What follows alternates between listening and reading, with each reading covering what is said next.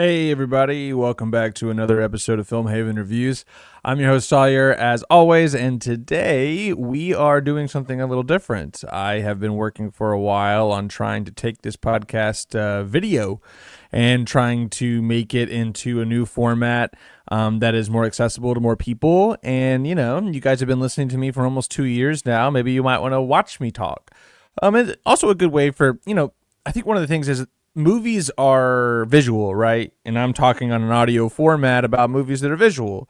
So sometimes it's hard for me to describe things without. I would like to be able to show you as well. So I'm talking about cutting in video clips or maybe just showing you, like, obviously I'm always on IMDb, referencing that for things. And so it'd be nice to be able to pull IMDb up or look at reviews together where you can visually see what I'm reading, just stuff like that. I also, as we go on, I'm going to try to get my studio to be looking a little bit more professional. I'm going to be trying to get my tech skills a little bit better so that I can splice in trailers and splice in screenshots and clips from the movies so that you can understand what I'm, contextualize what I'm talking about. But for right now, we're just trying to get the ball rolling. So this is going to be the first episode. It's kind of a test episode for me to do stuff on video format and to just see how everything goes, because I'm used to editing on the fly. You guys might notice that, but when I'm doing my recordings, I'm kind of talking to myself, so there's not a lot to bounce off of. So sometimes I just lose my train of thought, and so as I'm recording, I'll just stop, cut back whatever it was that I was messing up or the pauses that I have, and just like continue recording. So now I'm kind of realizing I'm going to have to edit a different way, like all that kind of stuff. There's so many things that come with doing things in a visual format, and definitely a more live setting. So yeah, starting out right now, we're just doing a test on this theme that I may or may not come out at the time that I think it is.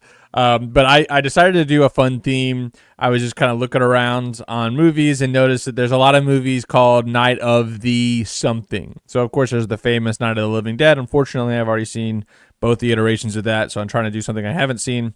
But so for today, we're doing Night of the Comet from 1984, and then we'll be doing Night of the Creeps. I think that's 86. I'll have to look at that later. And then there's a movie called Night of the Lepus, which is like a 70s movie about giant rabbits attacking a town, which sounds incredible.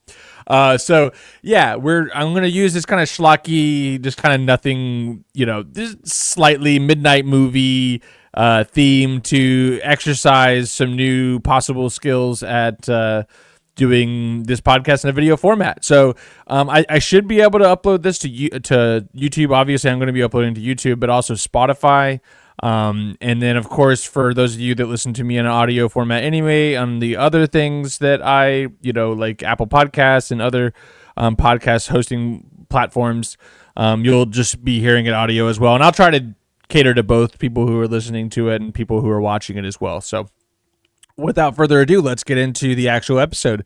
So, Night of the Comet, interesting. I kind of had, I wouldn't say high expectations, as we'll look here. And here's our first test right here. I'm going to be pulling up the media. Here I am screen sharing the IMDb page, and you can see that it's got a 6.3 user score up there on the top right, and then, of course, a 59 Metascore.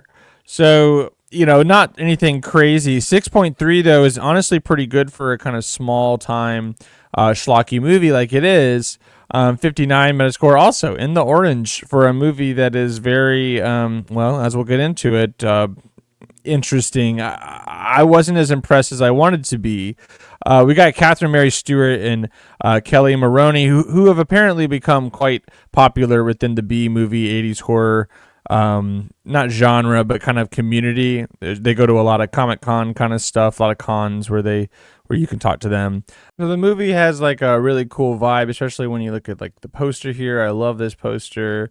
Definitely has a vibe of like, ooh, there's some space stuff. But it's supposed to be apocalyptic.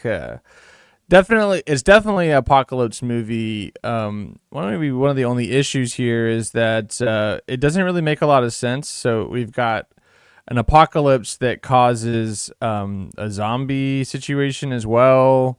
Actually, let's look at the IMDb now. I can show you what the IMDb bio says. IMDb says a comet wipes out most of life on Earth, leaving two Valley girls fighting against cannibal zombies and a sinister group of scientists. So it's like, okay, so a comet kind of brings on the rapture, and then because that the rapture, whatever the space dust is that comes off of the comet, turns people into zombies, but it also makes them turn into dust. So some people didn't turn into dust, they turned into zombies. And there's also like an underground group of scientists who are testing this kind of stuff. It's kind of as in very convoluted. And I think the point of the movie is to be a bit of a parody. It's definitely, when you read kind of the background stuff on this kind of thing, this movie, and you read some of the reviews as well, they mention the fact that this was supposed to be a direct kind of answer or a commentary on a lot of the apocalyptic movies of the time. So it makes kind of sense that there is a bit of a kind of throwing the baby in with the bathwater kind of idea. Pretty much everything but the kitchen sink is in this movie when it comes to the different plot devices. You've got a comet that destroys it brings the rapture, and then you've got zombies, and there's also bad scientists, and it's just like anything and everything is in this movie. The big issue with the film is not necessarily that kind of unique stuff. I think it was interesting, especially, for example, you learn somewhat early on that it is the steel, like being in a steel area. One of the sisters is in a shed when the comet happens. One of the other sisters is in a steel-contained projection room of a theater, of the El Rey Theater, and the sisters, by the way, are Regina Belmont and Samantha Belmont. So Regina and Sam. Sam is the younger, more kind of very much more of a Valley girl, like kind of like what, as if like we're like totally in the apocalypse. And then the older sister Regina has a little bit of more of a head on her shoulders, but still, both of the characters are kind of, I don't know, they're. I would say, you know what? Actually, I like the characters. It's not so much the characters' fault. It is more of the script, and I think it is the plot. Like the movie, or maybe not the plot, but the narrative journey is a little anticlimactic, and by a little, I mean a lot. I was watching this with Allie, and we were about halfway through, and she was like, "This is the most like anticlimactic movie I've ever seen. This is like very boring." And I'm like, you know what? You're right.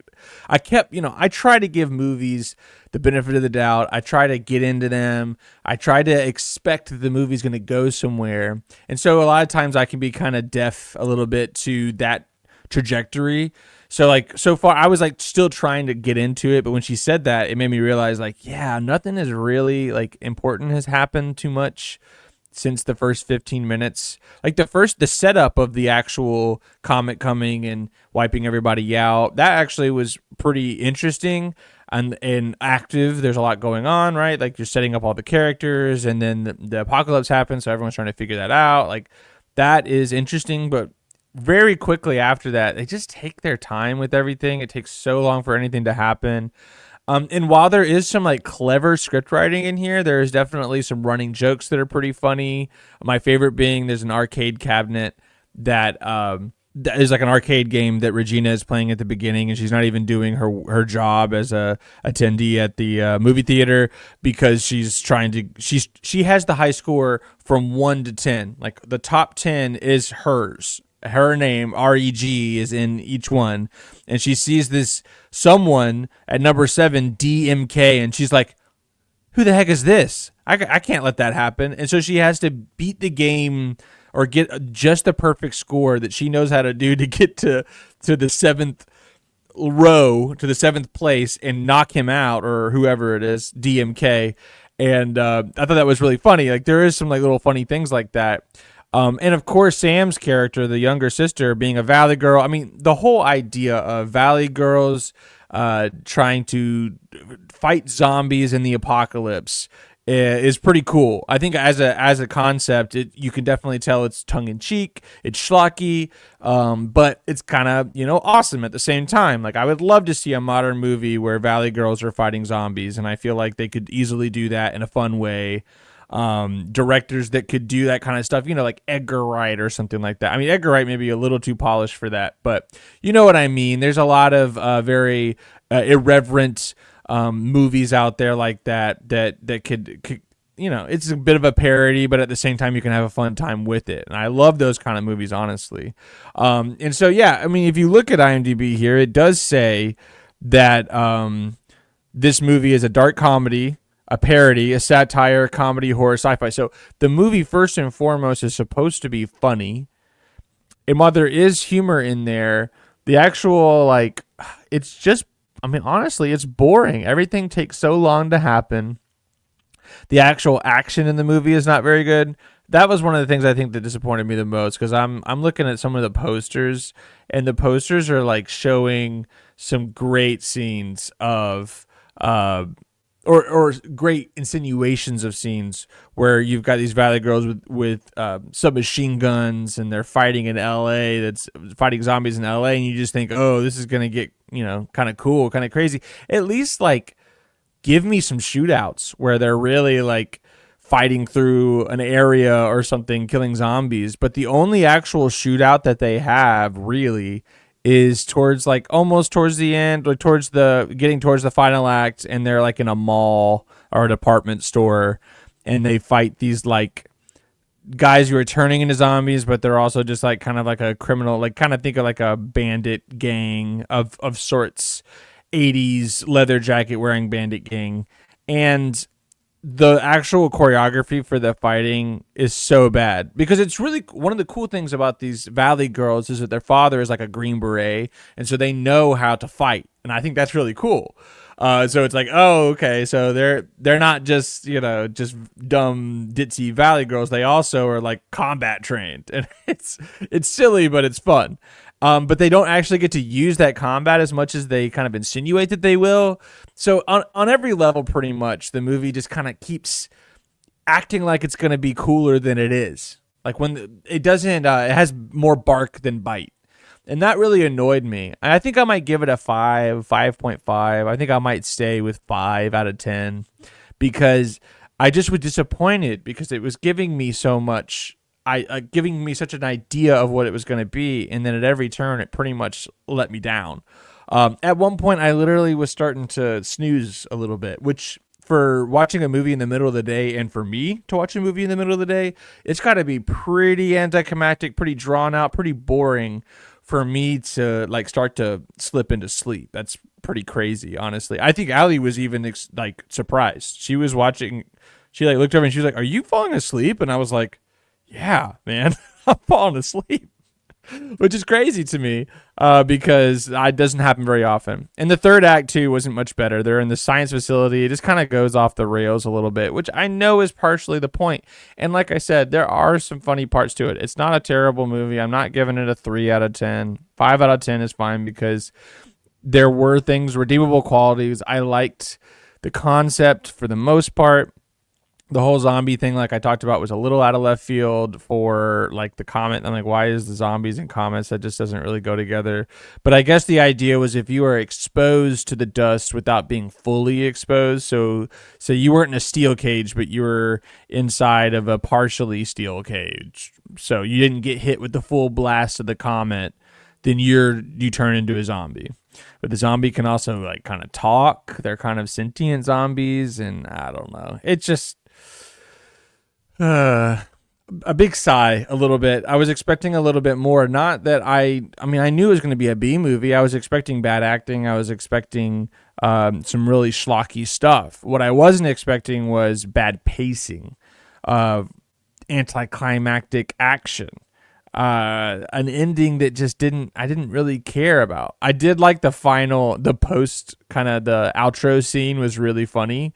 There were parts of it that were endearing, and I think I understand why some people, especially if you put your 80s hat on, if you watched it at the time, you probably got more of the jokes a little bit, more of the subtext, because this movie definitely didn't happen in a vacuum. It's supposed to be commenting on all the movies that were happening around it in 1984. We're in the mid-80s here.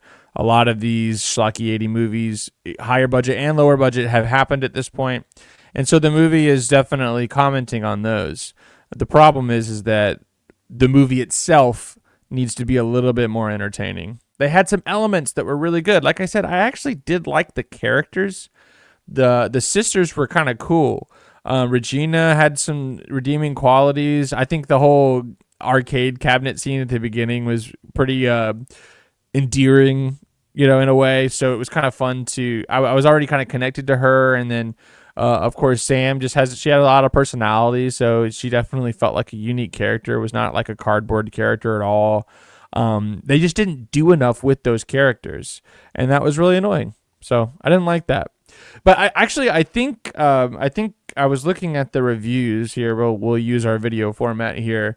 I was looking at the reviews, and one of the things that someone said really hit me. I mean, the whole review is too long to read, but you can see here the headline: 4 out of 10, tame and messy when it should be spunky and fun. And I think that kind of sums up my issues all in one kind of package. My issue is that the movie should be more fun and spunky because that's what they were selling. They were selling fun, punchy, like irreverent humor, a movie that has really clever script writing, and what I ended up getting was something that was slow and dull and literally was putting me to sleep, which for me, once again, is just a kind of a big deal. So I think 5 out of 10 is more than fair. I think if you ask Allie, she'd probably give it a 2 out of 10. Not worth your time, she would say. And I would say the same thing unless you're really into these kind of 80s schlockies movies. I think it is a cultural touch point of sorts for that community. So if you're going to get into these 80s B movie, apocalyptic zombie movie kind of stuff, this one is going to have to be on your list at some point. But if you're not into that kind of stuff, then there's really no point to there's really no point to get into it. So Night of the Comets, a little bit of a disappointment. Will I ever watch it again? No, probably not. Unless someone was really wanting to watch it, I'd be like, maybe. Nah. There's no way you could convince me to watch this movie again, unfortunately, because I think it did have some potential here. It wasn't a completely useless film, but definitely underwhelming would be the word. So if we look at the IMDb again, we look at those scores. It says here 59 Metascore, 6.3 users. So I'm actually not in the. Oh, sorry.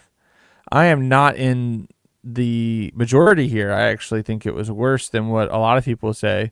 Just for fun, let's see what the critics say about this movie.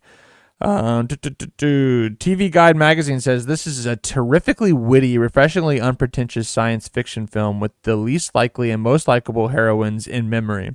All the performers are excellent, especially Maroney, who can veer from petulant to heroic in the blink of an eye. So, yeah, they're really giving some praise here. I don't know if I go that far. I will say that they are highlighting some of the best parts of it, which are the two main characters.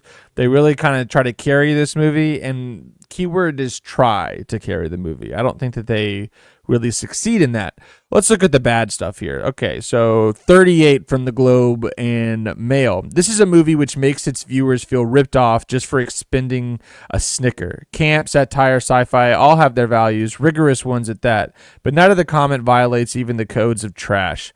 Point of view shots point to the wrong views, the cutting is a blunt as stone, and the way Eberhardt bleeds the sex appeal out of the sex is the film's almost only real vision of the end of the world. I don't know about that last part, but I will say the violating even the codes of trash is maybe a little on point because the whole point is to lean into the trash, and it's not even a very good trashy movie, and that's like kind of an affront of sorts. So I would say no, do not recommend.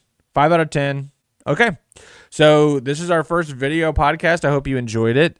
As we move along, I'm going to try to increase the better lighting, maybe better cameras, better background, all that kind of fun stuff. I might get a green screen so we can maybe put some of this stuff up just behind me instead of having me overlay it. I don't know. We're going to try some stuff. But thanks for everybody who's been on this journey. Who has been following me since the beginning, almost 2 years ago. It'll be 2 years in, March? So coming up on 2 years. We're about to have episode 100, which is pretty crazy. So, yeah, it's been a fun ride, and I'm hoping that by expanding. We get some more viewers. And if you guys like this video format, leave a comment. I think this should be on Spotify, so you can leave comments. Tell me what you think about it. If you have any ways that you think I should improve, things that you'd like to see, all that kind of fun stuff, let me know. And of course, if you haven't already followed me on Spotify, then go ahead and do that, because that would be great. Leave a review.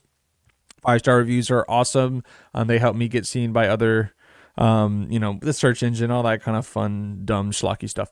And then, of course, I'm now on YouTube, so this probably won't be my first YouTube video, but I'll be on YouTube here. So subscribe to me on YouTube. What do you do? What do you say when you're trying to do all this? Like and subscribe, right? On YouTube. Go ahead and do that if you haven't already. And we'll see if we can grow this podcast and this now YouTube channel even more. Yeah. Well, I hope you guys have a great week this week, and I will see you next Friday when we talk about Night of the Creeps.